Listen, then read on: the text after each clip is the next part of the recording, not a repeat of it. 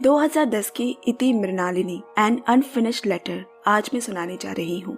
Director Aparna Sen, IMDb rating 6.8। दोस्तों, कहानी सुनना पसंद आए तो like, share, comment and channel subscribe पक्के से करें। कहानी शुरू होती है एक अंत से, एक सुसाइड लेटर जो कहता है, एक नायिका की जिंदगी की पहली शिक्षा है समय, रंगमंच में प्रवेश और प्रस्थान का सही समय।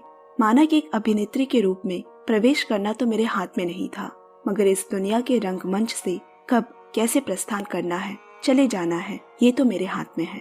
तो मेरी कहानी का अंत यही है। इसके लिए किसी को दोषी नहीं मानती, मगर मेरे मानने या ना मानने से सच्चाई बदल तो नहीं जाती। हम क्यों अंतिम पड़ाव में भी ये झूठ का मुखौटा उतार नहीं पाते, वो नहीं कह पाते जो अंदर तक हमें तोड़ती रहती है। इसके साथ कहानी पीछे की तरफ दौड़ती है। एक उम्रदार नायिका मृणालिनी और एक युवा डायरेक्टर इम्तियाज। भले ही उम्र में थोड़ा ज्यादा ही फर्क है, लेकिन दोनों एक दूसरे को पसंद करते हैं। उनकी पहली फिल्म में वो कुंती और इम्तियाज कर्ण के किरदार में थे। फिल्म के दौरान उनका प्रेम संबंध शुरू हुआ। फिल्म की कामयाबी को देखते हुए इम्तियाज ने उसे अगली फिल्म नंदिनी की भूमिका अदा करने को कहा। उसने इम्तियाज से कहा, तुम इतनी देर से क्यों आए मेरी जिंदगी में, पहले ही क्यों नहीं आ गए, जब वाकई में नंदिनी करने की उम्र थी मेरी। पर फिर भी वो उसके कहने पे तैयार हो जाती है। आज उनकी पहली फिल्म की प्रीमियर है, लेकिन मृणालिनी को वहाँ जाकर पता चला कि नंदिनी के लिए किसी नई जवान खूबसूरत नायिका को ले लिया गया है, जिसके साथ इम्तियाज के संबंध चर्चे में हैं। बस आज वहीं से लौटकर इस घर और जिंदगी के खालीपन को मृणालिनी और बर्दाश्त नहीं कर पा रही।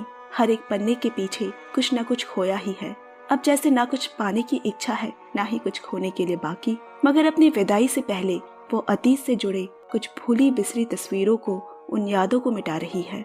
वो नहीं चाहती कि उसके जाने के बाद कल अखबार में उसकी सुर्खियां बने, जिसमें मृणालिनी हंसी है, रोई है, जीती है, कई दफा हारी भी है, सपने देखे हैं, उन सपनों को टूटते हुए देखा है, बिखरी है, सिमटी है और फिर से बिखरी है।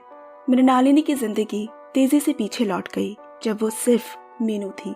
उस समय आजादी की, सामाजिक बदलाव की विचारधारा जोर शोर में थी। नक्सलवादी विचारधारा, ऐसा सिद्धांत या मत जिसमें सामाजिक बराबरी तथा व्यवस्था परिवर्तन के लिए हिंसा को भी अपनाया जाता है। माओवाद से प्रभावित मत, जो सबसे ज्यादा कॉलेज में पढ़ने वाले और गर्म खून वाले युवकों को प्रभावित करते हैं। अभिजीत उन्हीं पलती बढ़ती विचारों का एक जीता जागता सबूत है, जिसके भड़काऊ भाषण के चलते वो पहले से ही पुलिस की नजर में है। उसके साथ पढ़ती है 3rd ईयर की स्टूडेंट मृणालिनी। उसे किसी लोकल थिएटर में अभिनय करते देख एक नए डायरेक्टर सिद्धार्थ सरकार की फिल्म में नायिका के रोल के लिए ऑफर आया है। अपने हालात से वो अच्छी तरह वाकिफ है। बाप पहले ही छोड़कर जा चुका है। जाना आसान था क्योंकि उन्होंने मंदिर में सिंदूर पहनाकर माँ से शादी की थी। कोई कानूनी तौर पे उनकी शादी नहीं हुई। रह गई घर पे एक बूढ़ी माँ जो पति की यादों को समेटे रहती है। एक बड़ा भाई जो कर्ज लेकर विदेश में अपनी पढ़ाई पूरी कर रहा है। वो उसके पास जाकर बोझ नहीं बनना चाहती। एक और वजह है कि वो क्यों कलकत्ता शहर छोड़कर नहीं जाना चाहती। अभिजीत दोनों एक दूसरे को 1st ईयर से ही पसंद करते हैं। एक दिन वो एक साथ कमरे में हैं, तभी गली के कुत्ते जोरों से भौंकने लगे। अभिजीत चौकन्ना हो गया और मृणालिनी को वहाँ से भागने को कहा। तभी दरवाजा जोर से खड़कने की आवाज आई। पुलिस आई है। उस दिन पुलिस ने उसे एक सुनसान जगह ले जाकर झूठे इनकाउंटर में मार दिया। फिर धीरे धीरे वक्त गुजरा। पहली फिल्म बनी, रिलीज हुई और पहले ही फिल्म में मीनू को अवार्ड मिला। इसके साथ ही उसकी जिंदगी फिल्मी दुनिया की चकाचौंध, शराब और देर रात पार्टी से भर गई। एक और चीज भी बदली, डायरेक्टर सिद्धार्थ सरकार से लव अफेयर्स। सिद्धार्थ वैसे तो शादीशुदा है, 2 बच्चों का बाप है, मगर वो मीनू से कहता है कि उनके ताल्लुक पति पत्नी जैसे नहीं रहे, बस बच्चों के लिए साथ है। एक दिन शूटिंग में मीनू की हेल्पर कमला दी को शूटिंग की ड्रेस लाने में देरी हो गई, जिसकी वजह से उस दिन शूटिंग नहीं हो पाई। बाद में मीनू ने कमला दी को बहुत डांटा। पता है कितने पैसे बर्बाद हो गए। सो गई थी ना आप, कितने बजे उठी? कमला दी बोली, 3 बजे। यहाँ काम करने के अलावा एक और जगह काम करती हूँ ताकि घर का खर्चा चल सके। शाम को मीनू ने ये बात सिद्धार्थ से बांटी। कमला दी के पति बहुत पहले ही मारे गए हैं जब वो बांग्लादेश छोड़कर यहाँ चली आई। सोच रही हूँ अगले साल उनकी छोटी बेटी की शादी के बाद उसे अपने पास रख लूँ। मैं भी अकेली रहती हूँ। माँ तो बाबा की यादें छोड़कर कभी उस घर से नहीं आएगी। यहाँ कमला दी को भी साथ मिल जाएगा। सिद्धार्थ उसकी बातें सुनकर बोला, जैसा तुम्हें ठीक लगे करो, लेकिन आज मुझे जल्दी जाना होगा। मेरी पत्नी मीठू को लेने उसके मायके जाना है। कल से बच्चों का स्कूल शुरू है। मीनू बोली, वाह ये क्या बात हुई। कहते हो कि बेबी से कोई संबंध नहीं, पर सामाजिक दिखावा करना जरूरी भी है। सिद्धार्थ बोला, क्या करूँ, दुनिया की नजर में कुछ नियम कानून को मानकर चलना पड़ता है। मीनू बोली, मुझे भी हमारा बच्चा चाहिए। अब जल्द ही मीनू को पता चला कि उसका 4 महीना चल रहा है और उन्होंने मंदिर में जाकर अवैध शादी कर ली, ठीक वैसे ही जैसे उसकी माँ ने की थी। जब मीनू ने माँ को बताया, वो हताश होकर बोली, तूने भी वही गलती कर दी जो मैंने की थी। क्या करती माँ, मेरे पास और कोई रास्ता नहीं था। जल्द ही महीना पूरा होने के समय इस बात को छुपाने मीनू जर्मनी चली गई, जहाँ उसके भैया भाभी रहते हैं। भैया ने जर्मन लड़की से शादी की है, उनका भी कोई बच्चा नहीं है, तो वो मीनू के बच्चे का ख्याल रखने को तैयार है। डिलीवरी कामयाब रही, उन्हें एक लड़की हुई है जो मीनू को मौसी और यूलिया को माँ कहेगी। सिद्धार्थ ने कहा था कि वो जरूर आएगा, मगर वो आया नहीं। फिर एक फाइल में कुछ कार्ड्स और तस्वीरों से जैसे उसकी बेटी शोना की यादों का पिटारा खुल गया।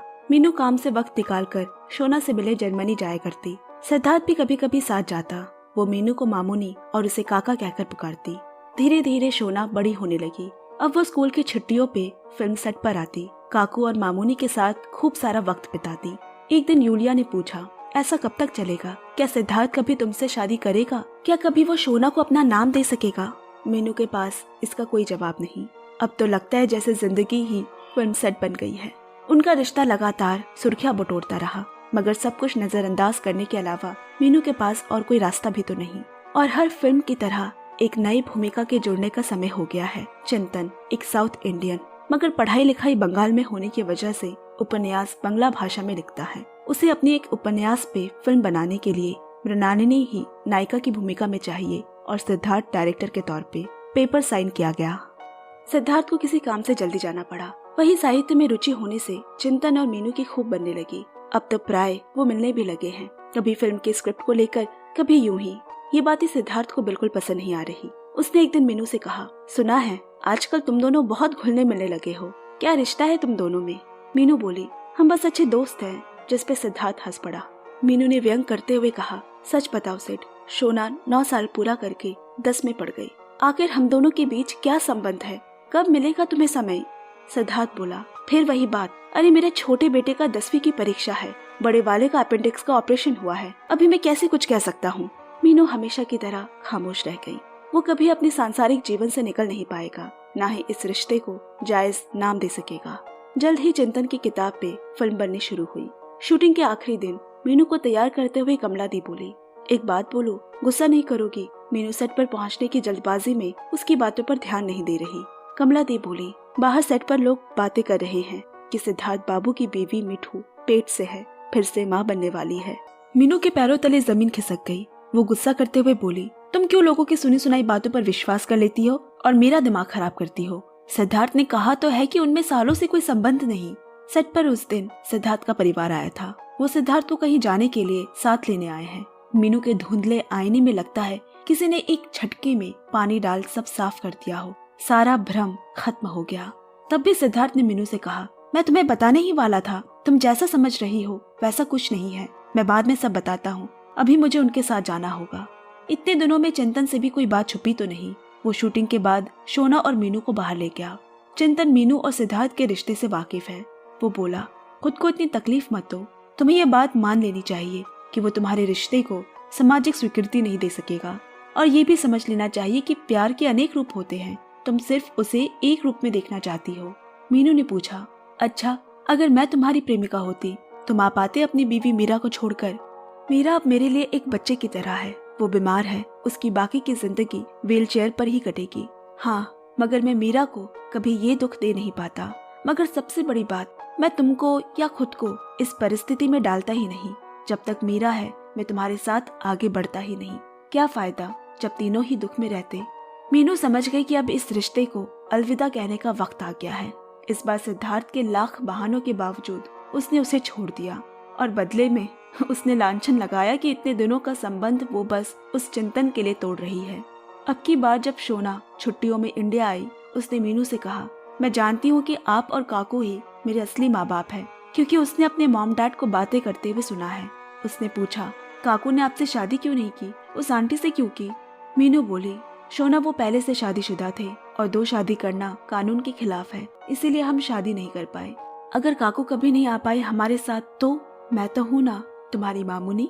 शोना माँ से लिपट गई और बोली, मुझे आपके पास रहना है, क्या मैं यहाँ आके रह सकती हूँ? तो फिर तय हुआ मीनू अपने भैया भाभी से बात कर उसे यहाँ ले आएगी और छुट्टियों में वो उसे उनके पास भेज दिया करेगी। अब जल्द ही शोना वापस चली गई और इस साल स्कूल एग्जाम्स के बाद वो हमेशा के लिए मीनू के पास आ रही है। किसी वजह से वो इस बार अकेले सफर कर इंडिया आ रही है। एयरपोर्ट पे इंतजार करते मीनू को उसके भाई का फोन आया कि जिस जहाज में शोना आ रही थी अटलांटिक के ऊपर से आते वक्त उसकी दुर्घटना हो गई। शोना अब नहीं रही। अब यहाँ मृणालिनी की सुसाइड की खबर सुनकर अगले ही फ्लाइट से मृणालिनी के भैया भाभी भी पहुंचे। उन्होंने भी तो अपना बच्चा खोया है। कमला दी ने बताया कि मीनू जब से अस्पताल से घर आई है कमरे में ही बंद है। चिंतन ने बहुत कहकर दरवाजा खुलवाया। यह वो मीनू नहीं रही। वो बस अनमने मन से शोना की बातें की जा रही है। उसे डर लगा होगा, उसे ठंड लगी होगी, वो अकेली थी, उसने मुझे बुलाया होगा लेकिन मुझे सुनाई ही नहीं दिया। उस दिन चिंतन उसका मन बहलाने अपने घर ले गया जहाँ वो उसकी पत्नी मीरा से मिली। मीरा जानती है कि वो कौन है और ये भी कि उसके जाने के बाद चिंतन अकेला नहीं पड़ेगा। वापस मीनू को कलकत्ता छोड़ते हुए चिंतन बोला, शायद अभी हमारा वक्त नहीं आया, मगर इसका मतलब ये नहीं कि प्यार नहीं है। इस संसार में बहुत तरह के प्यार होते हैं। सब्र भी प्यार का ही एक स्वरूप है। मृणालिनी ने फिल्म इंडस्ट्री छोड़ दी। उसके बाद कितना ही कुछ बदला इस सिनेमा जगत में। 15 साल गुजर गए। अब वो एक उम्रदार महिला है। उसकी जिंदगी में बस 2 ही लोग हैं, कमला दी और उसका कुत्ता। फिर एक दिन इम्तियाज एक फिल्म की स्क्रिप्ट लेकर आया, महाभारत की कुंती की भूमिका के लिए। इम्तियाज इतना जिद्दी था कि अगर मीनू हाँ नहीं कहती तो वो शायद ये फिल्म ही नहीं बनाता। सिनेमा जगत से दूर रहकर भी वो कभी पूरी तरह खुद को इससे अलग नहीं कर सकी थी। धीरे धीरे फिल्म के दौरान वो एक दूसरे को जानने लगे, समझने लगे। इस फिल्म में न ही सिर्फ मीनू ने एक कुंती का पाठ निभाया, बल्कि फिल्म की स्क्रिप्ट से लेकर क्या पहनना है, डायलॉग, डायरेक्शन, हर चीज में भाग लिया। इम्तियाज ने भी उसे बढ़ावा दिया और इस तरह वो एक दूसरे के करीब आते चले गए। शायद 15 सालों बाद उसने किसी के लिए फिर से खुलना सीखा। फिर एक दिन शूट के दौरान आग लग गई। इम्तियाज ने जैसे तैसे मीनू को तो बचा लिया, मगर कमला दी नहीं रही। जब कभी कुछ मिला है जिंदगी में मीनू को, कुछ न कुछ खोया भी है उसने। फिर इस फिल्म की कामयाबी के बाद इम्तियाज भी उसे छोड़ गया और मीनू पार्टी से लौटने के बाद बिल्कुल अकेली रह गई। और यहाँ हम मूवी के पहले सीन में आ जाते हैं जब वो सुसाइड नोट लिख रही थी और यही सब सोचते हुए बोर हो गई। जब मोबाइल देखा तो 5 मिस्ड कॉल थे और एक मैसेज, मैं आ रहा हूँ। ये चिंतन है। चिंतन का एक बहुत लंबे अरसे से मीनू ने इंतजार किया था। वो अच्छे दोस्त थे, मगर शायद तब परिस्थिति वैसी नहीं थी कि वो एक दूसरे को कबूल कर पाते। आज लगता है जिंदगी ने उन दोनों को एक और मौका दिया है। मीनू को रात का अंधेरा छटने के बाद अपनी जिंदगी में उम्मीद की एक रोशनी दिखी। उसने नींद की गोलियां वापस से एक शीशे में भर दी और अपने कुत्ते को घुमाने बाहर निकल गई। रास्ते में कोई भागते हुए उसके पास से गुजरा। वो पता नहीं क्यों एक झटके में मीनू को अभिजीत जैसा लगा, उसका पहला प्यार, जब वो कॉलेज में थी। तभी पीछे से गोली चलने की आवाज आई। उस लड़के ने खुद को चेक किया तो वो बिल्कुल ठीक था और वहां से भाग गया। वो एक गोली मीनू के सीने में लगी है। पास से उसका पीछा करते हुए पुलिस की गाड़ी गुजरी और मीनू जमीन पर आ गिरी। लोग इकट्ठा हुए, एम्बुलेंस बुलाया गया, मगर कब किसके जाने का वक्त हो चला किसे पता। उसे वो मौत नसीब हुई जो अभिजीत को हुई थी। बस कहानी यही खत्म होती है।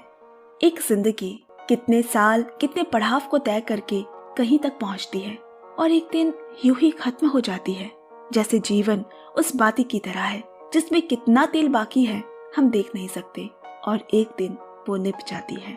कभी कभी लगता है जिंदगी परिस्थितियों का खेल है और हम इसके खिलौने भर हैं। हमें लगता है सब कुछ हमारे हाथ में है, मगर असल में होता कुछ नहीं है। हम जिंदगी के लिए नहीं, बल्कि जिंदगी हमारे लिए फैसले लेती है। पसंद आए तो प्लीज लाइक, शेयर, कमेंट, प्यार पक्के से देते रहे। Bye bye, take care and love.